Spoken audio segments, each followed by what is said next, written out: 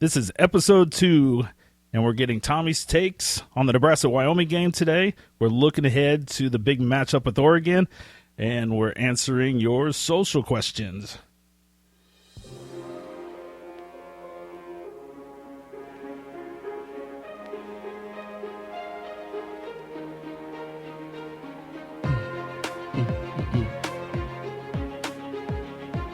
I think that beat. Yeah, for people out there on Facebook Live, it is actually a pretty nice beat.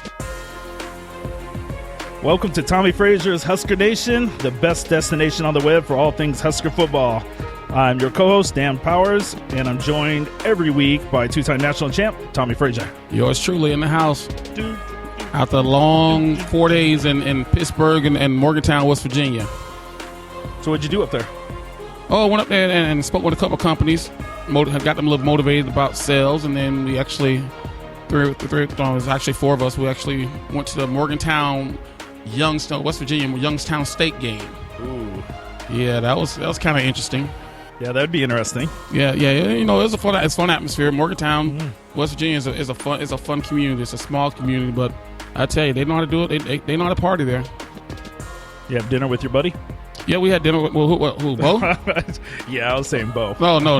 Not that guy. No, I had dinner with some buddies up there, but not that guy. Yeah, I'm sure that wouldn't have went over well.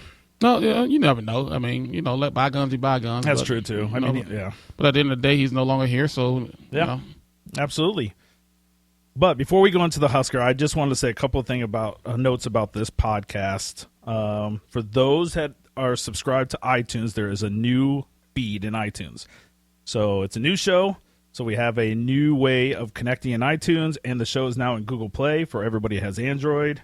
It's also on YouTube and SoundCloud, and we're trying to do some stuff on Facebook and Twitter. Even if they don't watch the live version, right, the full podcast will be available on Facebook and Twitter, so they can even listen to it there. Well, we're actually going mainstream now, huh? So we're making sure we hit every social media site out there. It was a little different last year. We trial and error, but this year it's everywhere. So that's always a good thing. Anywhere that somebody wants to listen to Tommy Frazier talk about Huskers football. And keep in mind, in a couple of weeks, we're going to also introduce another show. Yep. But we're just talking about sports, period. Not necessarily Nebraska football, but it could be NFL, it could be baseball, it could be whatever. You've got some baseball knowledge now, I got some good baseball knowledge. You played quite a bit as a kid, didn't you? I did. And you got drafted? Played all the way up to high school, but baseball for me was a little bit boring, but football was my first love. But I do have some baseball knowledge. Now that my 13-year-old is starting to love baseball, so I got 13. So now I got to get my baseball memory and drills and stuff back. Well, I just wanted to throw that out there, and we'll have another show before too long out there that you guys can catch, but we're everywhere now. You shouldn't have any problems finding this show, so I just wanted to throw that out there in case you were subscribed to the old RSS feed is what it's called, but the old show on iTunes. Stop doing that and use the new one. Yes. Just go to iTunes and do a search for Tommy Frazier. All right, moving along. Let's talk some Nebraska football. Much better. Let's talk some Nebraska football. So Craig Bohl and his Cowboys came to town, and they gave us a little bit of a run at the first half of that game. Actually, the first 3 quarters almost. As I was watching the game on TV from, as I said, Morgantown, West Virginia. It was one of those deals where I think Nebraska was trying to do too much early and trying to force the run game. And I know that's the big thing. People in the media today is saying Nebraska couldn't run the football. But I always tell people when you're trying to run the ball against the 8 and 9 man front, it's hard to run the football, especially when that's not who you really are as an offense. And that's what you saw. That's what you saw Saturday. You saw a Wyoming team, Craig Bohl, who's known for stopping the run and forcing the and they live by the sword, die by the sword, say Nebraska's going to have to be throwing the football, and that's exactly what happened. Well, they did a fantastic job of shutting us down, and they did a pretty good job. I mean, I guess for as good as anybody else running on us as well. They put up some decent numbers. Yeah, they had 131 yards of rushing versus Nebraska's 138 yards rushing. It's kind of funny. We say Nebraska didn't do a good job, and Wyoming did do a good job, but when you look at both teams, when people go back and look at what Craig Bohl did at North Dakota State, his philosophy was we're going to run the football. Yeah. And with this being his third year, at starting his third year at Wyoming, I mean, you got to give credit with it that he's starting to put his stamp on that program. He's starting to get his kids in there. and they actually averaged more yards per rush than Nebraska did, and so that says a lot about those kids and how hard they work. Our averages per rush for all the backs were not. Well, I think it was like 3.3 yards a carry to where they averaged 4.2. Newby was the best. I think he crossed over the 4 mark. Yeah, he was 5. He was 5 on 4 carries. On 4 carries. So a week ago, we were talking about how good Zeke Bohl looked, and then this week, Zeke Bohl really didn't do anything miraculous. But Newby seemed to be the better back if you just go off paper. Yeah, and just the running game just wasn't there, and part of that was the offensive line looked kind of sluggish on the run game. You saw a lot of guys not really firing off the ball. You saw a lot of guys missing blocks, and when they I can be the first one to say they got outplayed. Wyoming's front seven outplayed Nebraska's offensive line, and that's not good. But it's a learning experience because you also got guys who are playing the position for the first time this year. You got a lot of guys who are starting for the first time. So I was happy to see a game like that before it happened versus a team like Wyoming. We still win it. Then it happened versus Oregon. Yeah, I think we all completely agree with that. I don't know and we'll talk about Oregon in a few minutes, but I have no idea what to expect out of this team going forward as far as an identity and run, pass. They talked about the balance, but each week it's been heavily sided one way or the other, it appears. Well, I don't think it's been heavily sided because when you look at the plays, I think it was close to 50-50. It was 43 rushes and then 35 passes and 35 so that's not too bad. Pass attempts. So they tried to run the football. They tried to keep it balanced. They just couldn't get anything going in the run game. And people, take your hats off to Wyoming. They came in with a game plan that we're gonna stop Nebraska running game and we're gonna force them to beat us throwing the ball. A good thing that Nebraska was able to throw the ball down the field and make some big plays. Yeah. I won't. Yeah, I was gonna bring up Oregon, but I'm dying to go to Oregon. But we'll hold off. We got plenty of time for Oregon. Before we get into that, so we're gonna do. Last week we did Tommie's takes. This week we're gonna do it again. So let's talk about the top 5 things, or the 5 things that you take away from this game. You ready? I'm ready. All right, let's start with number 5. Number 5. Let's talk about the offensive line play on the run game. They gotta find a way to be more consistent there. Especially versus a team like Wyoming, to where we gotta be able to run the ball on a more consistent basis. As I was watching the game, there were too many times where guys were running through or run plays, or we had running backs who wasn't breaking tackles, or just a bad play call. So we gotta shore up the run game. That's number 1. And because if we can run the football on a more consistent basis, it's gonna open up the passing game even more.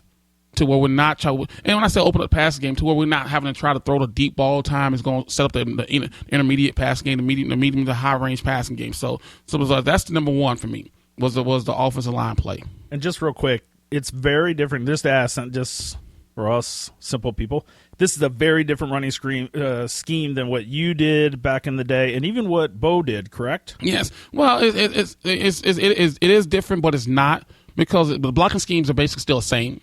It's just how they're doing it. It's how they're doing it. I always tell people, because and wherever I go, people ask me about football. Like I don't get tired of talking about football. But the thing is, they always ask me about running schemes and blocking schemes. If you look at every game, every team that run the football, they basically run the same plays. If they're in a spread offense, the West Coast offense, or the 2-back offense, all the plays look the same. It's just how they get into them. All right, let's go on. Number 4. Linebacker play. Wow, that we got. They didn't play bad, but they didn't play great either. I think that we gotta get Mike Rose-Ivy on the field. Yeah, we gotta get him on the field, and he has to stay on the field. There's times where he'll go in for one play, then rush out the field, and then come back in the next play. Is he not healthy? Is there something wrong with him to where he's not? They're afraid to burn him out early. But when he's on the field with him and Newby and Banderas, those guys make. I mean, that's a great core there. But when he's not on the field, you can tell the inexperience over there. Yeah, it is what it is. Number 3. I was happy to see the secondary play. Yeah, I was happy to see those guys ball hawk the ball. I was more excited to see Nate Gehrig respond the way he did. Coming off of suspension, his senior year, missing the first game, and having the big day that he had, and actually earned him the Big Ten Defensive Player of the Week. and he's been through a lot. He's been one of the mainstays back there, and for him to come back and have the game that he did, well, I was excited to see that. And then those young guys. I mean, are they perfect back there? No, but those guys, they're there. They have an opportunity to make a play, whether they make it or not. You're not seeing guys run up and down the field on them. So if you ask me if I thought the defensive back position would be playing as well as they are right now, with that many young guys playing, I would have said no. But they're playing well right now. Yeah, they're playing really well, and they've been very humble about it too. At least Kyron Williams. Uh-huh. Yeah, he talked about the pick he had during the game that he ran back, and he just said, "Hey, the ball just showed up. It just dropped in my hands." And he was very humble the way he just handled it and everything. Yeah, you got guys who are making plays, and I think this is the most interceptions Nebraska's had in a game in years. Oh, I think we maybe we'll have like 4 interceptions by DBs last year. We have 5 in one game. Yeah. So obviously they put themselves in the positions to make the play. A couple, one of them, the receiver didn't catch it, but they were, like you say, they didn't catch it. He was there to catch the deflection. Yeah, so that's all part of the game. They did a good job. All right, number two, wide receiver play. Wide receiver play. I'm enjoying watching Alonzo Moore play. I enjoy watching Westerkamp finally have a big game. Those two players right there are the ones that's going to keep Nebraska with opportunity on offense to move the ball down the field. But the most disappointing thing to me was that we have a tight end in Carter that we can't seem to find a way to get him involved into the game. You got a guy who's 6'3", 6'4", probably 235, 240. He looks huge. He could definitely be a guy you see playing a lot on Sundays. Yeah. But for some reason, we can't find a way to get him in the game on a more consistent basis, and that's what's disappointing for me, because he's a talent. I think I've seen him throw 2, maybe 3 times to him this game. Yeah, he had 2 catches this game. Yeah, and the guy that big and that tall and that athletic, get him the ball. Find a way to get him the ball, and then on DPE, Demario personnel. Maybe his confidence is not there yet. But he's another player that we got to find a way to get him the ball. Yeah, because those last 2 players that I mentioned, along with Moore and Westerkamp, if you get those 4, do you throw in Riley on top of that? You got 5 guys right there. Yeah, that can stretch the field, that can make things happen. Well, we've seen what Riley did. He was stretching the field early on. And he had 2 big catches, I think. Yeah, I think he had 2 catches and one of them was like for 35, 36. I thought he had like the highest average of all the receivers. Also 2. Yeah, I think it was like 36 yards. He averaged 36 yards a catch. Yeah. So he's stretching the field by all means. No, excuse me, 26 yards a catch. 26 yards, yeah. But that's still good. That's still good though. So we got to find a way to get the playmakers the ball, because getting those guys the ball will also help the run game, because they'll force teams to stop stacking the box up. And when I say stacking the box, between the tight end, the tackle, having 8-9 guys in there, when you can't run. I don't care who you are. It's hard to run the ball against a 8-9-minute box on a consistent basis. Well, that's what Craig Bohl did, right? He stacked the box and said, "Go for it, go for it." And I think they just relied on the hope that his inconsistencies would not pay off. And but when you got the talent back there, and some of those balls, I think Tommy just throws it up. And he's, throws it in the general area, but he's got such talent; those guys can go get it. Right. And that's the key. Get the balls in your playmaker hands. Yeah. And sometimes as a quarterback, you're going to take chances, and you hope that your guy come down with the ball. You look at it. It's a funny thing, and I hate trying to bring in NFL to college. But did anyone watch the Green Bay Packers Jacksonville Jaguar game yesterday? How many times did Aaron Rodgers throw the ball up for grabs and his guys go and get it? Yeah, he's got talent there. Sometimes you have to do stuff like that. If you had that much confidence in your wide receivers, then sometimes throw it up. Yeah, let him go get it. I hope Eli does that more this year. He's got stacked receivers. Like, he is stacked. All right. Anyway, number one. Let's let the way Tommy played. Was he great? No. Did he make a bonehead throw down when they're trying to score a touchdown? Yes. But that's part of the game. That is part of the game. But he responded, and he basically said, "Okay, fine. You're not going to want to let us run the ball, then I guess I got to throw the ball to beat you." And he made some great throws. And now was he inconsistent sometimes? Yes, but that's okay. Sometimes versus teams like Wyoming, you can be inconsistent as long as you're making the plays that really matters. So that's why he's my number one, because even Coach Riley gave him the game ball by the way he plays. So obviously, if your head coach is giving you the game ball, feel that you did well enough to earn the game ball, and it's his first one ever at Nebraska. So the media and people in the media is down saying he's inconsistent and all that kind of stuff. I have never seen a quarterback who's consistent week in and week out. Never. They're going to have good days. They're going to have bad days. Well, I think people get hung up with him about his pass percentage, his completions. He's just not that guy. He's not throwing 65%, accuracy or completion. No. That's not his talent. So I think when people, in fact, I have another question I was going to ask you about this, but I'll ask it now. But I think when we look at people like Tommy, right, and he's a dual threat, he brings multiple dimensions to that game that other players don't, that other quarterbacks don't. Right. I guarantee there'll be a lot of teams right now who's having quarterback problems that would love to have him right now. Even with his inconsistent play sometimes, they would love to have him. Look at Wyoming. How many interceptions they guys throw? They got 5 interceptions.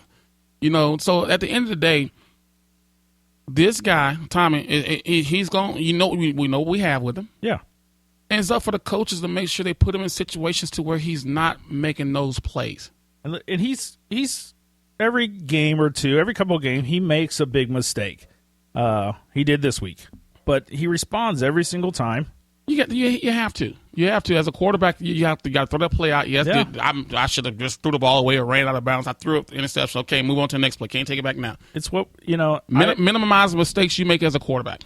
I just go back and look at Martinez, and it just felt like every week I had no idea what that guy was about to do. You knew he was going to be. There's a good chance he was going to break a long run, but you also knew there's a good chance he was going to throw an interception. He was fast. I'll give him that. He was much faster than Armstrong was. But every week it was just all over the board. We're at least got some consistency. Actually, everybody says Tommy's inconsistent, but if you take a couple of steps up the ladder and look down week to week, there is a consistency in that game. Yeah, and that's all. And that's all I have always said. If he can get to the point to where he's playing consistent, then Nebraska's gonna have an opportunity to play a lot of football and win a lot of football games. It's when he's not playing consistent, because we all know that if something was to happen to Tommy, this season is going to be over. We saw it last year. Yeah. There's something in Purdue. What happened? Yeah. You can start Riker Fife, and nothing. This is not against Riker Fife, but he goes in and he throws 5 touchdowns. But how many interceptions did he throw? And we still lost the game. So everybody knows, and we all know that Tommy is the leader of this team, and we got to support him and stop always bashing him and hoping that he's going to make mistakes. That's part of the game. But have confidence that he's going, and have confidence in Coach Riley and Coach Langsdorff that they're going to get him prepared to where they're going to minimize the critical mistakes. Okay, and there's a difference between a mistake and critical mistakes, or it's like the interception he threw in the end zone when he should have just threw it away. To me, that's a critical mistake. That is a critical mistake. But it didn't cost him the game. It cost him the point, but it didn't cost him the game. Now, eliminate those critical mistakes. So he had one. How many more critical mistakes did he have in that game? None. Now, did he have mistakes? Yeah. Did he miss a pass that he wasn't supposed to? Yes, but those are minor mistakes. So get him to eliminate the critical mistakes is what's most important to me. And he did break Martinez's record for the most touchdowns thrown. Well, he's thrown the ball enough. He should have. I don't know if that's something. I hate, this is going to sound wrong. I don't know if we can really brag about that because of Nebraska's history. It is a record. That's all part of Nebraska's record. And I take my hats off to him because he did break the record. Yeah. But once again, it goes back over the history. You go back and look at Jerry Taggart all the way up to Pat, me, Eric Scott. Now they throw the ball a lot more. And so when you throw the ball as much as they throw it, you're supposed to throw more touchdowns. But it's, once again, it's a record, so we got to commit it on it. Yeah, I would assume going forward at some point in the not too near distant future, we'll see somebody else break it again. Oh yeah, we're going to get more passers. Put it this way: if Pat O'Brien or this Tanner Lee kid, as good as they say they are, those guys can very easily break it too. Yeah, so records are meant to be broken, are set, and they're going to be broken. All right, you ready for some quick rapid-fire questions? Yes, sir. Yes, sir. So I'm just going to read these. And some of these you've already hit already, and just give me your rebuttal, nice and sweet and short. Or you've already talked about the offensive line, so I'm going to skip the first one. But the second question, if you were coaching in this game and you were the offensive coordinator, what would you have done differently in this particular game? Now that hindsight is here, what would you have done differently? It's hard to say because when you have a game plan, you go in and you hope your game plan work. So maybe I would have done a little bit more outside running game instead of doing so much inside. Maybe I'd have thrown a few more screens or jet screens to the wide receivers to loosen them up a little bit. But hindsight's 20/20. So that's probably what I would have done. Probably try to run outside a little bit more than trying to run inside. So realistically, you're not seeing anything from a game plan or a coaching perspective that seems to be off from what you should be. What I saw was a defense that will say we're going to stop you from running the ball because they saw what they did the first game versus Fresno State, and it's like no, we're not going to let you run the ball on us like that. If you're going to beat us, you're going to beat us throwing the ball. Yep. All right. Are you missing DPE on punt returns yet? I am. I've been missing them since last year. Obviously there's something there. There's something I don't get it. Do the coaches not have enough confidence in them? Well, they're not even returning the punts now. They haven't returned a punt this year, or they returned when he went down. They didn't return him last year. Yeah. So I don't understand when I turn on TV and I watch a lot of other teams returning punts. Now I'm not saying they return them every one they kick, but if there's 5 punts in the game, they're returning 3 of them. And there's just something that we're not doing, or do we not have the right guys protecting, blocking to slow the guys up so we can get returned? Yeah. Who knows? I don't know, but if we can get that part of the game going, that's going to help the offense out because that's field position there. Oh, yeah. You look back to the teams back in the 90s and the greats back then, how they changed the game. Tyrone Hughes, Corey Dixon. I think, look at Mike Fullman. Yeah. And people forget about this guy, DeJuan Gross. Oh, yeah. How many times did he return long punts or 20-yard punt returns? Yep. Those yards help. So we got to find a way to get our punt return game going. What'd you think, or what is your – I don't even know about this one. Nate Gehry and his personal penalties again. I just think that's just emotion. The one thing on a defense guy, the one thing you don't want to tell them to do is to tone it down because you want them to be aggressive. And for his excuse, what he used, that's his excuse. But I would never tell a defensive guy he has to tone it down because once you tell him to tone it down, it's hard for him to get it back. Yeah. That's something you coach afterwards. That's something you coach afterwards, and you try to get them to learn. But if you tell a kid to start pulling back as a defensive guy, you'll never get it. You'll never get it back to him. Yeah. Last question: after 2 games, what portion of the game do you think you've seen the most improvement from since last year? Defense. Just defense overall. Defense overall. I think this group right here they've been pretty good. I think this group is playing better as a unit. Are they perfect? No, but they got a lot of young guys playing, and you're gonna have mistakes. But if you go back and look at from last year to this year, I think the defense is probably playing better this year with the group they have out there than they did last year. And the offense is coming along. They're gonna come. Yeah. They're gonna get there. But defense, they're playing pretty well right now. And one of the Davis brothers, freshman out there starting. Yeah, the redshirt freshman out there starting. So I mean, you got a redshirt freshman at corner. You got a redshirt freshman at D-line. I think Kyron Williams is a redshirt. Yeah, I believe he's sophomore or something like that. Or so you got a lot of young guys out there. I forgot the other one. And you got a lot of, what is it, Lamar? Yeah, Lamar Jackson. Jackson. I mean, you got a lot of young guys out there playing, and they're playing well. So the defense side of the ball, which defense side of the ball should be playing well because defense is always ahead of the offense. But I'm just happy to see them finally playing ahead of the offense in '95. Yeah, defense. Defense was always ahead of us. I didn't think I'd get that answer from you. The truth is the truth. They were ahead of us. Yeah. All right, we're gonna move on. All right, let's talk about this Saturday's game. So this Saturday, the Ducks are rolling into Lincoln. Yes, they are. They're 2-0 in game plan. The Flying Ducks. They're ranked 22nd in the nation as of this morning. I don't know if that's changed this evening, but they're coming into Lincoln. No Scott Frost this year, but they've picked up a Brady Hope on the defensive side. So I don't know if that's a good thing. I don't know either. I don't know if it's a good thing, but the one thing I can tell you that the defense better be ready. Because it's going to be a track meet, and they better be ready to stop Royce Freeman, the running back. He might be the best running back in college football this year. And I know people talk about McCaffrey and Davin Cook, which I'm a very big fan of Davin Cook, and Clements from Wisconsin. But if you haven't seen this Freeman kid play, you get yourself some popcorn and a big old Coke or lemonade or whatever you drink and sit down and just watch because he's going to put on a show. And it's going to put pressure on our defense. And then they also have some receivers that can stretch the field. Now, they might be able to catch it all the time, but you talk about you got an Olympic sprinter who went to the Olympics or the Olympics, and so we better be ready. We better be sound because they're going to do some things that we haven't seen done. Well, my biggest fear is Nebraska can't establish the run. I would assume that if they can't establish the run, then they're going to have a hard time winning this game. Yeah, but for me, and that could be true. But for me, just knowing, if you go back and look at Oregon as in history, anytime they played a big game, there was a lot of points scored. Yeah. So even with Brady Hoke as the new defensive coordinator, go back and look at when they were winning a lot of football games, when Scott Frost was there, when Chip Kelly was there. Yeah. They still were giving up a lot of points. It's not like they just shut people out. Do you think we'll be chasing them a lot of the game from a point perspective? I think we'll be chasing them a lot. Yes, because I don't think we're going to be able to slow them down enough on defense.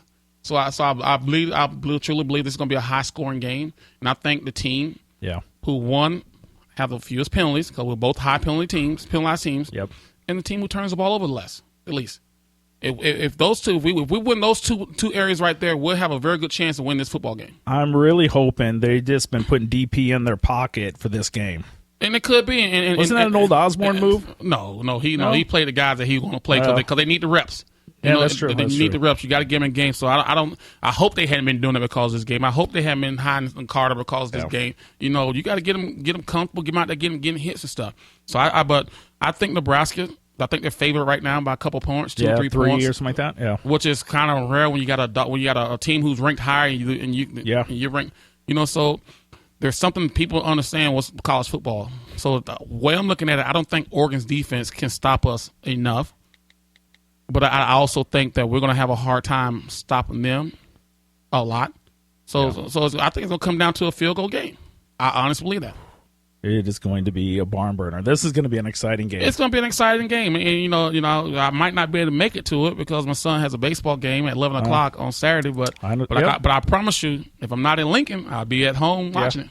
I was at a volleyball game for Wyoming, and I streamed the whole thing, on my phone. I watched that game still. There's ways to watch it, but this game is going to be – it should be spectacular. If both teams come and they bring their A game, it's going to be – holy cow. This game right here is going to set up the year for both teams. The winner of this game right here, it's going to set the tone for them having a really good year. Because if we win this game, in theory, if you really look past that, we could, depending on what Nebraska team we get, should go 7-0 into Wisconsin. I agree with that.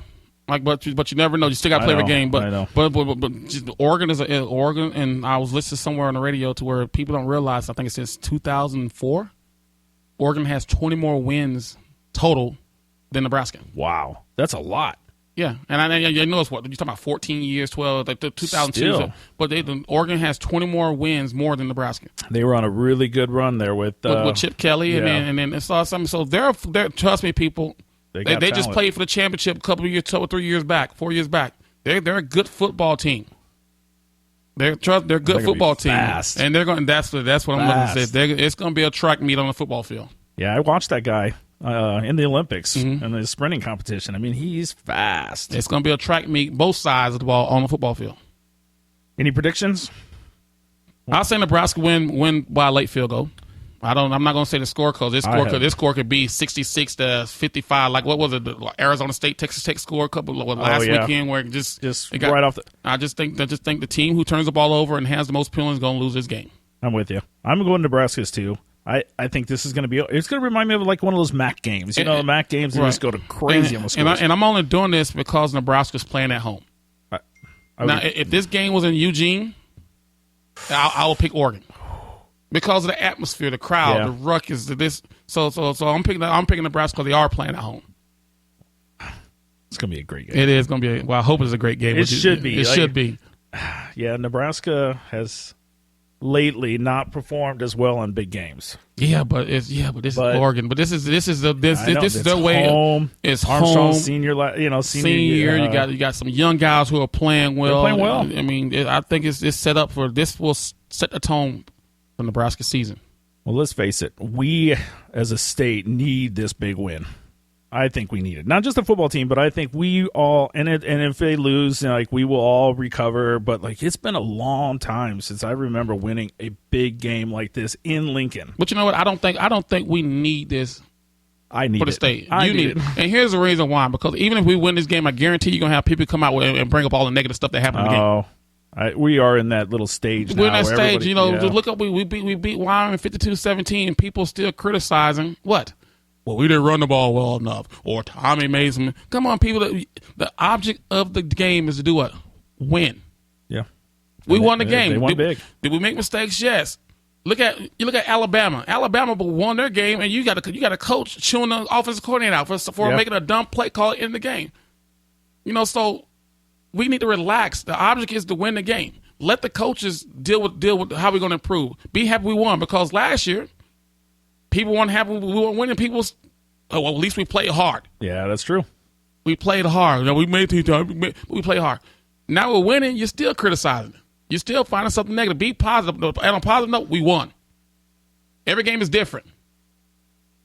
I may have said something somewhat negative on Twitter during the game, but everybody does. That's just part of when something bad happens, people do. But we still got to look at it. The ultimate goal. No, I agree. Totally. Is to win the football game, because every game you're not going to rush for 290 yards against Wisconsin. Yeah. So you got to find out. So we might throw the ball a little bit more versus Wisconsin. We might have to throw the ball a little bit more versus Oregon. Not every game plan is going to be the same. Not every outcome is going to be the same. But the one outcome you want to be the same, it's the W. It's the W. It doesn't matter how you get there, as long as you get there. And they did clean up very well at the end of that game. So and I actually liked that the game was close going in the third quarter, because it forced those guys to play the full time. Yeah, it made it more. I enjoyed it. It was much more exciting than the week prior. Fresno State was not exciting. No, it was a boring game. It was really boring. It was a boring game. So hats off to Craig Bohl, though. He gave us a run for a while there. He's going to do good things there. He's finally starting to get his blueprint on that program. He's going to do good things there. All right, moving on. We got a social question from a Cade Anthony. He wants to know what let me reset this. He says exactly, give me the score if the 94 Huskers would have played Penn State. How do you believe the game would have ended up? That's a tough game. 94 team wasn't as good as the 95 team. But we probably been a dogfight. Yeah, because they had Kerry Collins, John Carter. I mean, they were stacked on. They were stacked on that team. Of course, I'm gonna say we would have won, because why would I say we would have lost? Yeah, of course you would. It would have been a tight battle like the Miami game was. Like that when we beat Miami, it would have been a tight game that went down to the bottom, went down to the end. I thought we probably would have wore them out, or they would have wore us out. But it would have been a close game. I'm not gonna sit here and say it would have been a blowout. I don't remember why you guys didn't play them. Do you recall? Was it because the conference deal? It was that conference deal. We didn't. That's right. Orange Bowl, and they went to the Rose Bowl. Yes, that's right. Yes. That's right. Yes, I think it was switched over at 97 or 98 is when they started saying, okay, we're going to BCS. Yeah. When they got rid of the bowl, the conference alignment. Right. You guys were still Big 8. We're still Big 8. You were Big 8 the entire time. Big 8 the entire time. So that's why we didn't play Penn State, because they won their conference. They had to go to the Rose Bowl, and we had to go to the Orange Bowl. Me personally, I love the fact we beat Miami. Me too. Like, I wanted to see us play Miami. Me too. I wanted to beat another Florida school. The first Florida school I beat, so that was fun for me. Yeah, I'm with you. I wish you had another chance with Florida State, but it worked out well. Yeah, it worked out well. It worked out 2 out of 3 ain't bad. No, and you can make a lot of debates about that other game. No matter what, the final is the final. But right. All right. Any last words for this coming week? Like I say, get your popcorn and whatever you drink. Sit down and let's watch a great show. It's gonna be a fun game. It's gonna be really good. It's gonna be a fun game. It's gonna be one of the probably most exciting games in Lincoln, Nebraska, in probably the last 5 to 10 years. And I even talk about even when they played Wisconsin that night and even when they played Ohio State that night. This is gonna be a fun game. And it's exciting. You don't see many big Pac-12 teams come here. I mean, UCLA did a few years ago, but this doesn't have the same vibe. No, because UCLA wasn't as good. Yeah. Back then as they are now. Yeah. All right. Well, thanks for tuning in. This show is recorded live every week, just for those that hear my errors and know I don't edit it out. Why not? We're a real show. We make mistakes. Well, most they're going to happen. 90% of the podcasts out there like this, they actually do the show and then they go back and they edit it all and they take out the ums and the ums. No, that's not. No, we keep it real on the show. I love the live, so we do it live to tape. So I just wanted to say that more frequently. Anyway. If you haven't already, go over to iTunes and subscribe. You'll see the new feed there. We're also on Google Play. And while you're there, we'd greatly appreciate any reviews, especially if they're kind reviews. We like the negative reviews too, because the only way we're gonna get better is by listening to criticism too. Keep in mind we might not agree with your criticism, but we'll take it. Yeah, we're also on SoundCloud and all other podcast distribution channels. So, till next time, people. Oh yeah, we'll be back next week recapping the Huskers and the Ducks. And looking ahead to Northwestern, big game or Big Ten gameplay. Big Ten, and boy, are they looking bad right now. Oh my God, what happened to them? Wow, no offense. Like they completely fell apart. I didn't even know who Indiana State was. Yeah, the Sycamores. What in the hell? They fell off. Indiana State is the home of Larry Bird. Is it really? Yeah, he went to Indiana State. Remember they lost to Michigan State in the championship. Basketball, NCAA. See, that's why I do sports shows with you. All right, between now and then, you can follow us over on Twitter. I am at fan named Dan, and you can find Tommy on Twitter. Touchdown Tommy. Or Facebook at Touchdown. Or at touchdowntommy.com. All three. Yeah, all three. Wherever you want to be. All right. Later. We're out.